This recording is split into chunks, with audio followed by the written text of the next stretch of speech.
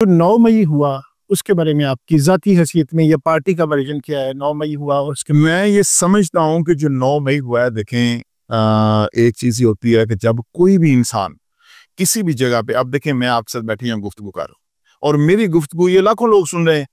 अब लाखों लोग मेरी गुफ्तगू का एक जैसा मतलब नहीं लेंगे।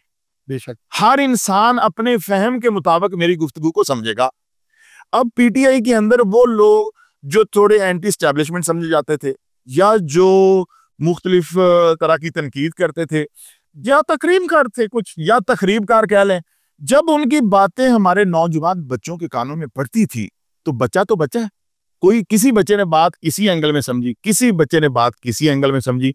मैं ये समझता हूं कि जो 9 मई वाले दिन वाकयात हुए, बिल्कुल वो हमारे मुल्की मफाद में नहीं थे, हमारी मुल्की सलामती के लिए ठीक नहीं थे, वो बड़े गलत हुए। लेकिन मैं आपके इस प्रोग्राम के through chief of army staff general Asim Munir साहब से एक रिक्वेस्ट करना चाहूंगा कि मेरी उनसे ये जाती तौर पे रिक्वेस्ट और अपील है कि जिन बच्चों से भी ये गलतियां हुई हैं ना, उनको माफ करते हैं। एक जो सिपा सलार होता है ना कौम का, उसका अल्लाह ने उसको बहुत बड़ा मुकाम दिया होता है, अल्लाह ने उसको बहुत बड़ा दिल दिया होता है। और मैं ये कहता हूं, ये जिन बच्चों से गलतियां हुई हैं, ये भी हाफिज साहब के बच्चे ही हैं, ये पाकिस्तान के बच्चे हैं। हमारे घर में एक बच्चे से ग्लास टूट जाए तो हम क्या करेंगे उसको? हमारे घर में एक बच्चा नुकसान कर दे, फिसल जाए तो हम क्या करेंगे उसको? कोई बहक जाए, उनको राह रास्ते में भी हमने लाना है। तो मेरा ये मानना है कि उन बच्चों को माफ कर देना चाहिए। उन बच्चों से गलती हुई है और उन तमाम कैदियों की सजाएं माफ कर देनी चाहिए। और ये सिर्फ इसलिए माफ कर देना चाहिए कि वो हमारे पाकिस्तानी बच्चे हैं, किसी की माँ परेशान है, किसी का भाई परेशान है, ये एक नाकाबिले माफी जुर्म है। लेकिन इसके बावजूद माफ करके वो फतह मक्का वाली मिसाल कायम कर देनी चाहिए जो हमारे नबी करीम सल्लल्लाहु अलैहि वसल्लम ने की थी। तो जो सजाएं हुई हैं उसके बारे में आपके क्या ख्याल नहीं? जी, जो सजाएं हुई है, देखिए, वो कानून के मुताबिक हुई है। कानून ने अपना रास्ता बनाया है और कानून हमेशा अपना रास्ता बनाता है।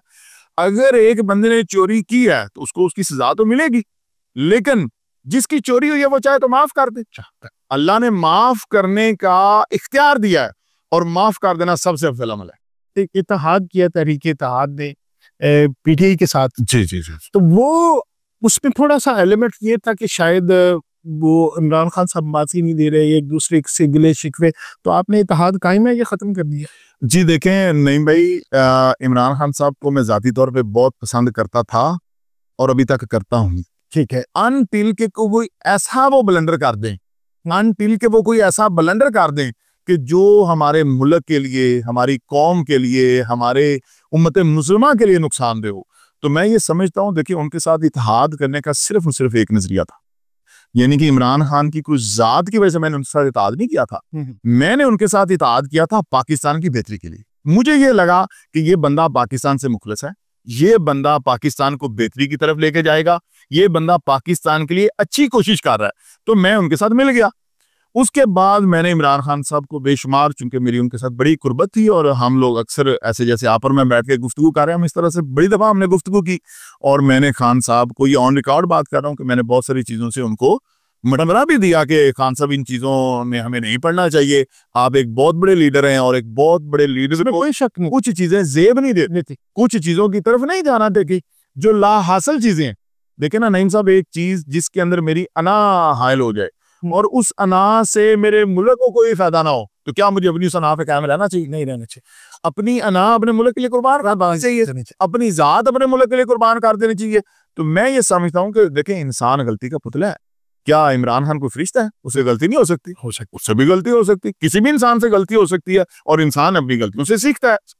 तो जो सवाल आपने पूछा कि क्या हमारा इत्तेहाद कायम है या हमारा इत्तेहाद खत्म हो गया, तो मेरा इत्तेहाद हर उस बंदे के साथ है जो पाकिस्तान को आगे ले जाने की कोशिश करे, और मैं हर उस बंदे के मुखालिफ हूं जो पाकिस्तान की तरक्की में रुकावट है।